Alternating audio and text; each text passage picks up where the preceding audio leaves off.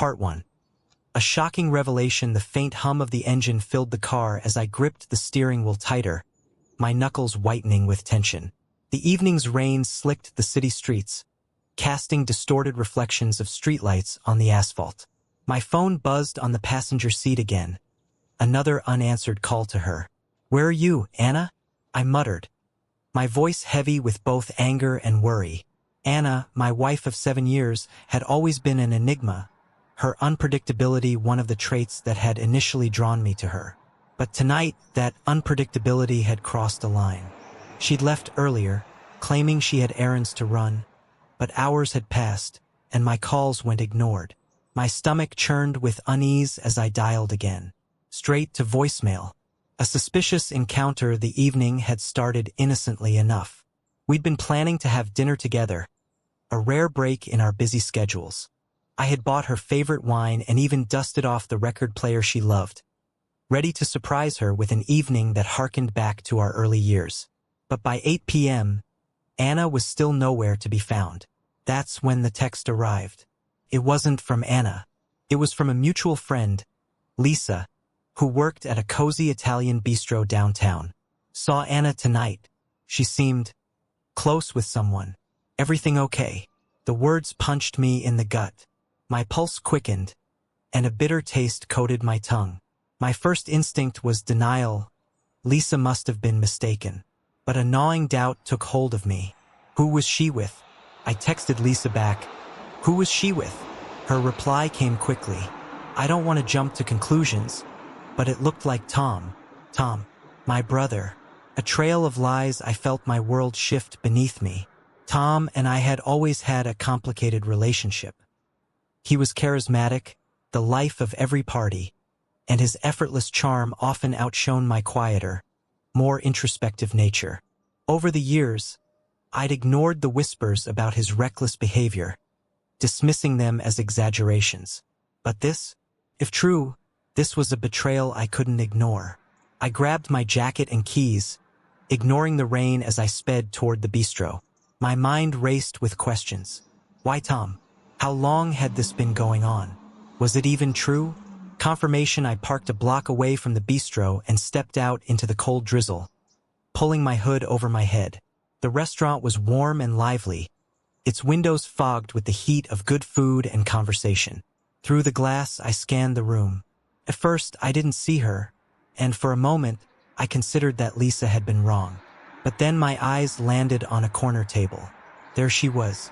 Anna sat across from Tom, leaning in closer than necessary, her lips curled into a smile I hadn't seen in months. Tom was speaking animatedly, his hand grazing hers as they laughed. It wasn't the laugh of casual friends or siblings-in-law. It was intimate, secretive. My heart sank. An unanswered call. I stepped away from the window, leaning against the cold brick wall of the building. My phone was in my hand before I knew it, dialing her number one more time. I needed to hear her voice, to give her a chance to explain, even though the evidence was right in front of me. The phone rang. Inside, Anna glanced at her phone on the table, saw my name, and pressed decline. She didn't even hesitate. I stared at the screen, disbelief mingling with a growing sense of fury. A moment of weakness. Rain slicked my hair as I paced back to my car, my mind a storm of anger and confusion. How could she do this? To me, to us? And with Tom of all people? The betrayal felt like a knife twisting in my chest. I sat behind the wheel, staring blankly at the dashboard. Part of me wanted to confront them, to march back into the restaurant and demand answers. But another part of me, the part that had always sought resolution without conflict, urged restraint. I drove home instead, leaving them to their dinner, but my thoughts never left that corner table. The evidence back home. I paced the living room like a caged animal, the wine and records forgotten. I needed proof, something undeniable to confront her with. Picking up her laptop from the coffee table, I hesitated for only a moment before opening it. Her email was still logged in. I searched for Tom's name. The first few results were innocuous. Family get-togethers, shared photos. But then I found a string of emails that made my blood run cold. Anna, can't wait to see you tonight. I'll tell him I'm running errands. He won't suspect a thing. Tom, you always know how to make me laugh. See you soon, beautiful. The timestamps were recent. The words were damning. A plan takes shape. I sat there in the dark, reading and rereading their exchanges. My initial reaction was one of blind rage. I wanted to storm into the bistro, flip the table, and expose their lies in front of everyone. But as the night wore on, a colder, more calculating side of me emerged. They thought they could get away with this, that I was blind, oblivious, or too weak to notice. But they were wrong. If they thought they could betray me and walk away unscathed, they had no idea who they were dealing with. Part 2. The unraveling. I didn't sleep that night.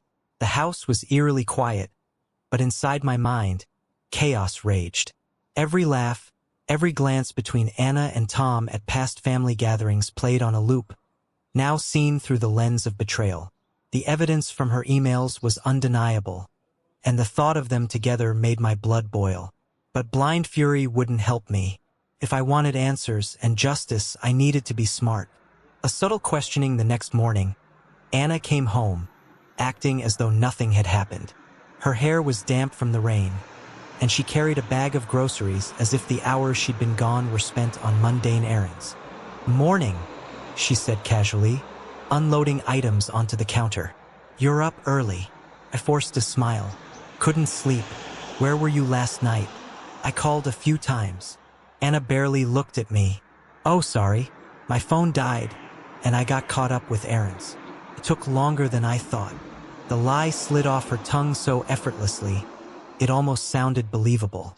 "You should have called from someone else's phone," I said, keeping my tone even.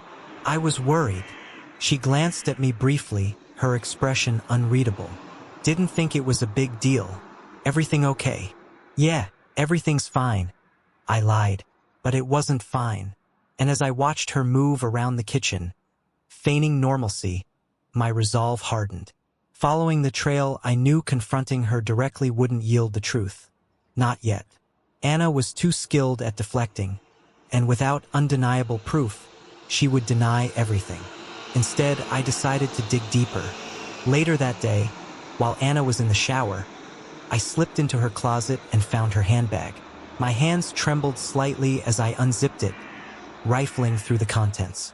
Amidst the usual clutter of receipts and makeup, I found a small folded piece of paper. It was a receipt from the bistro. 2 entrees, a bottle of wine, and a dessert. The timestamp matched the night before. I stared at the receipt, the final nail in the coffin of her lies. A hidden ally unable to process it all alone, I decided to call the one person I trusted most. My childhood friend, Jake. Jake had been with me through everything: school, college, and even my early days with Anna. He knew me better than anyone, and if there was anyone who could help me think clearly, it was him. "Jake," I said when he answered, my voice strained. "I need your help." Within an hour, Jake was at my house. I laid everything out for him, the emails, the receipt, even the messages Lisa had sent me. Jake's face darkened as he listened. "Tom," he said incredulously. "Your brother? That's low even for him." I nodded, the bitterness in my throat making it hard to speak. "What do I do, Jake?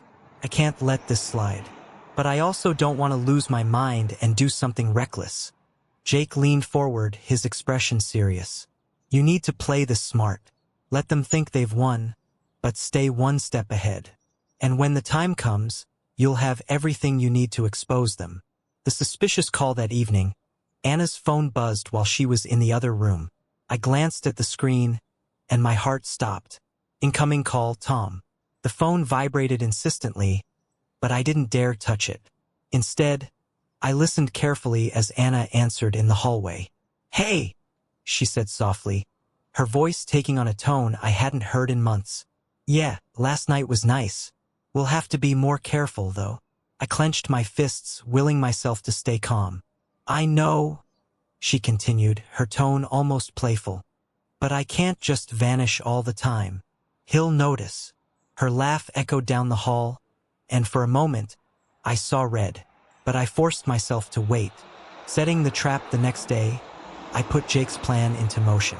If Anna and Tom thought they were getting away with their deceit, I would let them. But behind the scenes, I would gather every piece of evidence I needed to ensure they couldn't wriggle free. I started by hiring a private investigator. Felt extreme, but I needed more than emails and receipts. I needed indisputable proof of their betrayal. The investigator, a seasoned professional named Carla, assured me she could handle it.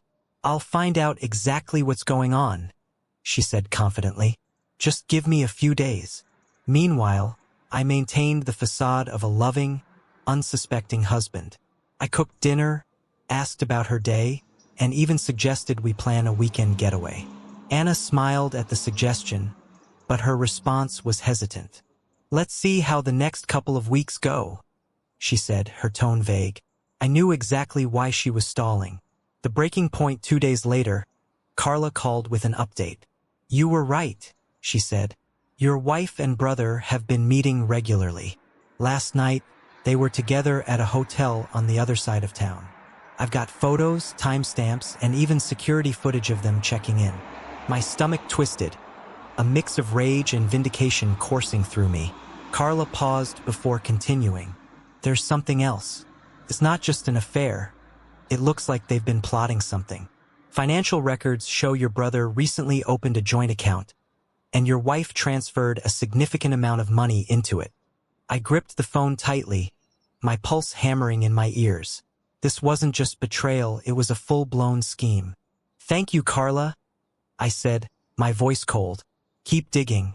The calm before the storm that night, as Anna sat beside me on the couch, scrolling through her phone, I felt the weight of what I now knew pressing down on me. She had lied, schemed, and betrayed me in ways I hadn't imagined possible.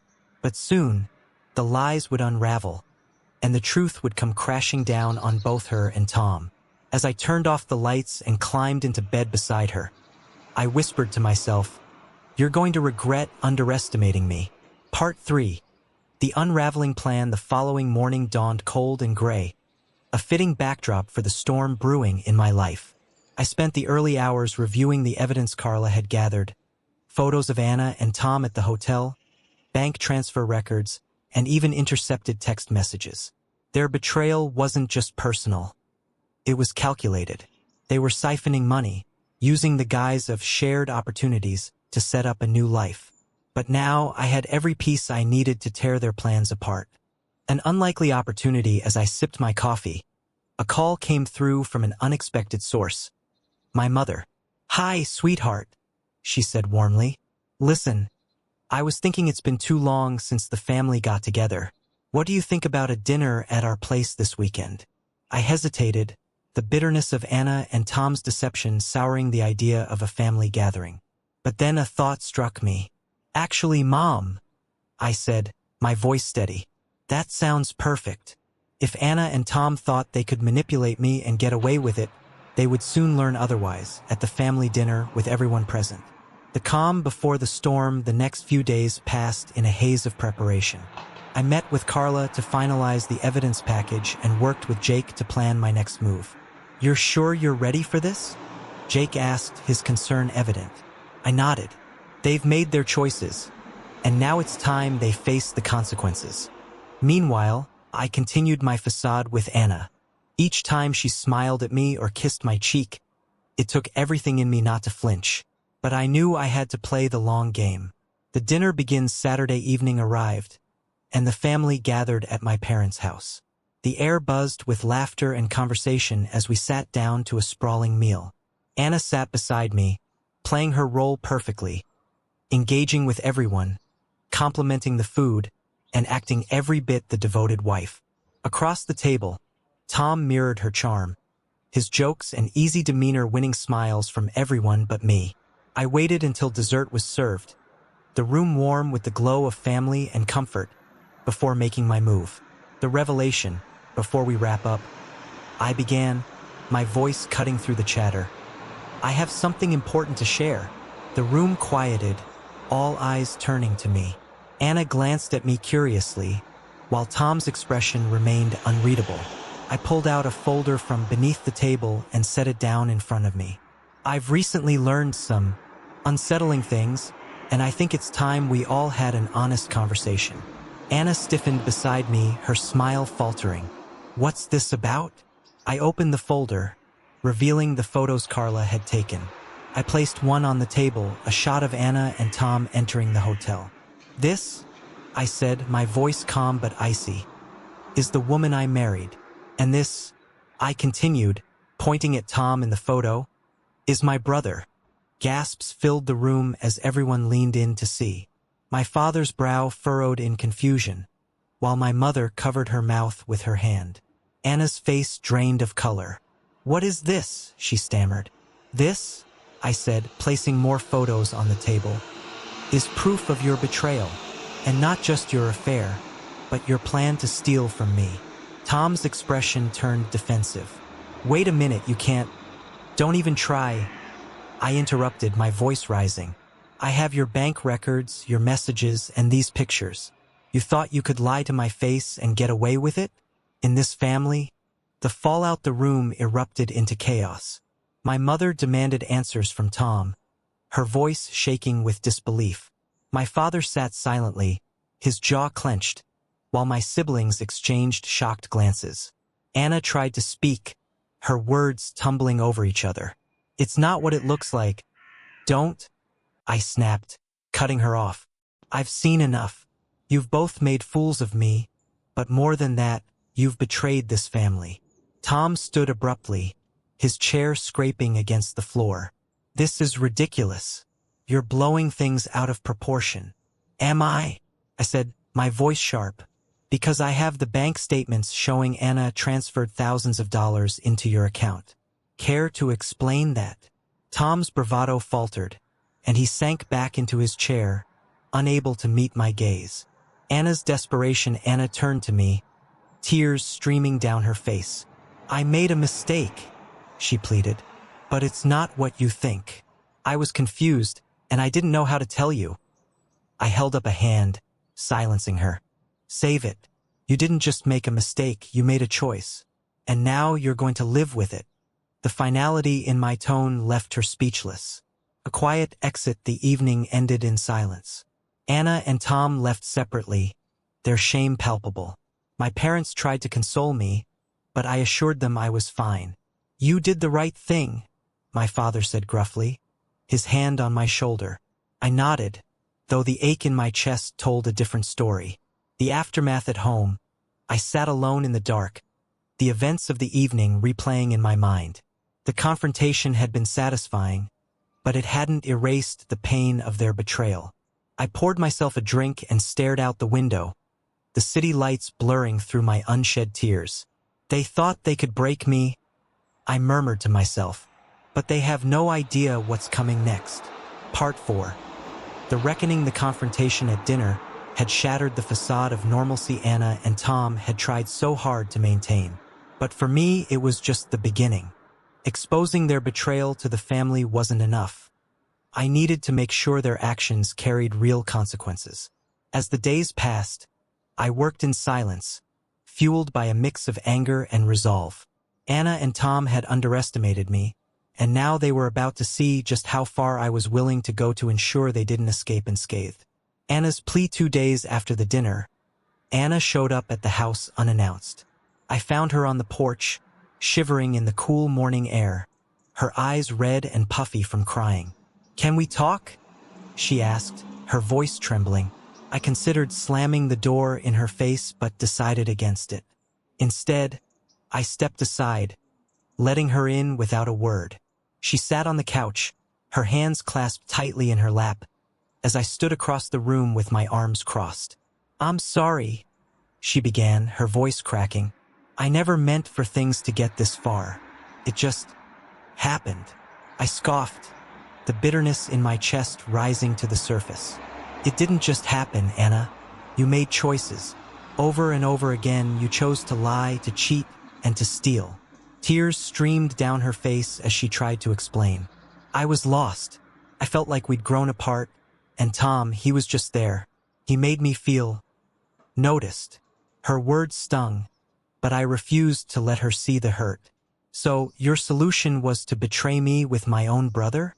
To drain my bank accounts and run away together? That's not feeling lost, Anna. That's calculated. She looked away, unable to meet my gaze. I don't know how to fix this, she whispered. You can't, I said coldly. But don't worry, I'm handling it. Legal action later that day, I met with Rachel, my lawyer, to finalize the legal steps against both Anna and Tom. This isn't just about the affair, I told her. I want the financial side handled. Anna siphoned money from our joint account, and Tom was complicit. I want every penny back. Rachel nodded, her professionalism unwavering. We'll file for fraud and breach of fiduciary duty. You're well within your rights to demand restitution. And the divorce? I asked. We'll ensure you come out of this with everything you deserve, she assured me. As we reviewed the paperwork, a strange sense of calm settled over me. This was no longer about emotions, it was about justice. Tom's downfall while Rachel worked on the legal front, I turned my attention to Tom. Over the years, he'd built a reputation as a charismatic businessman. But beneath the charm was a trail of shady dealings and burned bridges. With the help of Carla, the private investigator, I compiled a dossier on his questionable activities, unpaid debts, falsified contracts, and even rumors of embezzlement from a previous employer. It didn't take much to anonymously leak the information to his business partners. Within days, Tom's world began to crumble. I heard through the family grapevine that his investors were pulling out. His clients were demanding audits, and his office was in chaos. Anna's realization as Tom's professional life imploded, Anna's personal life unraveled. Word of their betrayal spread through our social circles, and the judgment was swift. Friends distanced themselves, invitations dried up, and whispers followed her wherever she went. She called me one evening, her voice heavy with desperation. Please, can we talk? She begged. I hesitated but agreed to meet her at a nearby park. She arrived looking disheveled, a shadow of the confident woman she once was. I don't know what to do, she said, her voice breaking. Everyone's turned against me. I feel like I've lost everything. You have, I replied bluntly. You made choices, Anna, and now you're facing the consequences. Her eyes filled with tears. I know I hurt you, but I never thought it would get this bad. I thought, maybe we could find a way to fix things. I shook my head. There's no fixing this. You burned every bridge, and now you have to live with it. A final betrayal despite everything. Part of me wondered if Anna had truly hit rock bottom. But then Carla called with one last piece of evidence. She's still seeing Tom, Carla said. Even after everything, they're meeting in secret.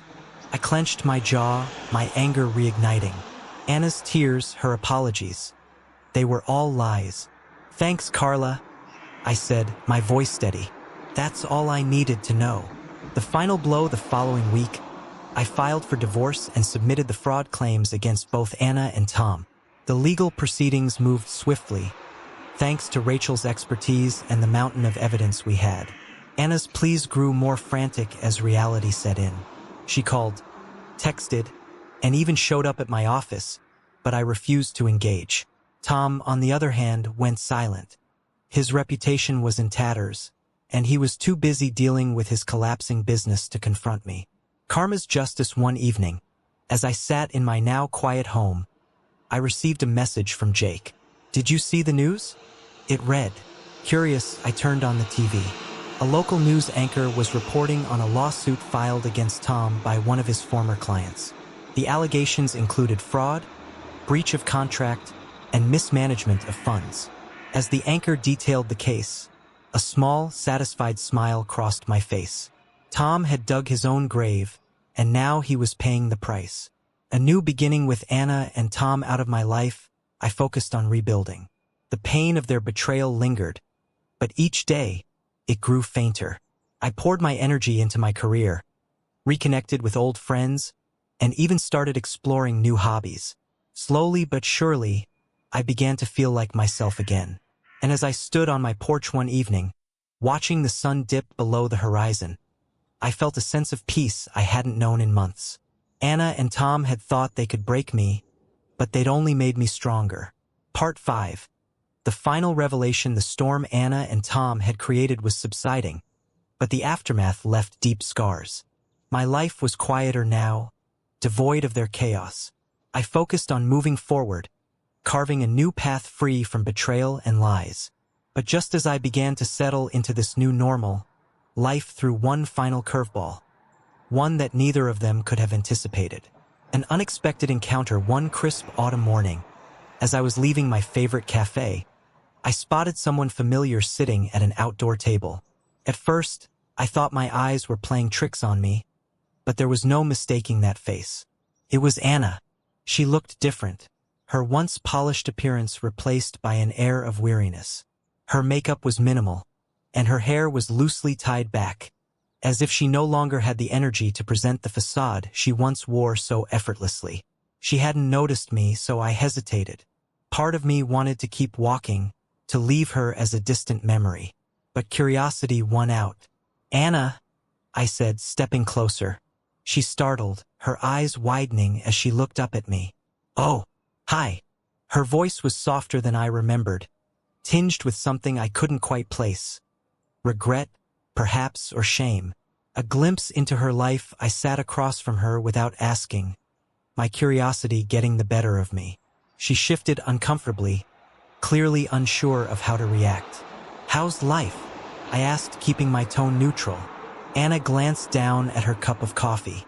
"It's different," she said after a pause. "I moved into a small apartment. Things have been tight." I nodded, my face impassive. "And Tom?" Her expression darkened. "We're not together anymore. He's dealing with his legal issues." And I realized he wasn't who I thought he was. I couldn't suppress a bitter laugh. "Took you long enough to figure that out." She winced but didn't argue. "I made mistakes," she admitted. "Big ones. And I've paid for them." The revelation. I was ready to leave it at that. But then Anna said something that made my stomach drop. "There's something you should know," she said, her voice hesitant. I raised an eyebrow, signaling for her to continue. She took a deep breath. "Tom and we didn't just plan to leave together. There was more to it. He convinced me to transfer money from our joint account, yes, but it wasn't for us." I frowned. "What are you talking about?" Anna looked away, guilt written all over her face. "He was trying to cover his debts. He told me he'd lost money in some bad investments and needed help. He promised it was temporary, that he'd pay me back once his deals went through." Her words made my blood boil. "So, you betrayed me not just for him, but for his financial problems? You risked everything for a man who was already sinking." Anna nodded, tears pooling in her eyes. "I believed him. I thought we'd start over, but he lied to me too. He used me. A twisted web. As much as I wanted to lash out, I couldn't ignore the deeper implications of her confession. Tom hadn't just betrayed me. He'd manipulated Anna as well, using her love and desperation to pull her into his schemes. But what struck me most was the realization that Tom's deceit had stretched far beyond our family. If he was drowning in debt, how many others had he dragged down with him? "Did you know about the lawsuit?" I asked, my voice cold. Anna nodded. "I heard about it. He's being sued by former clients, and from what I've been told, he's broke. Completely." I leaned back in my chair, the weight of it all sinking in. Tom's downfall wasn't just karma. It was the culmination of years of deceit and greed. Closure. As I sat there, staring at the woman who had once been my partner, I felt an unexpected wave of pity.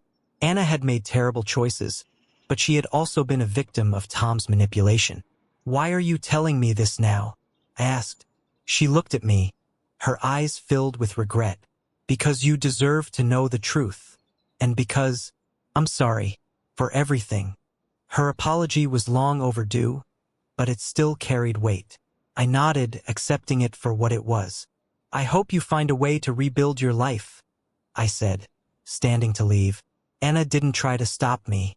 As I walked away, I felt a strange sense of closure. The anger and bitterness that had consumed me for so long were finally starting to fade. A new chapter in the weeks that followed. I focused on the future. The legal proceedings against Anna and Tom continued, but I no longer felt consumed by the need for revenge. Instead, I channeled my energy into rebuilding my life, reconnecting with friends, pursuing hobbies, and even considering the possibility of opening my heart again. Tom's trial made headlines, his name dragged through the mud as his crimes came to light. But I didn't revel in his downfall.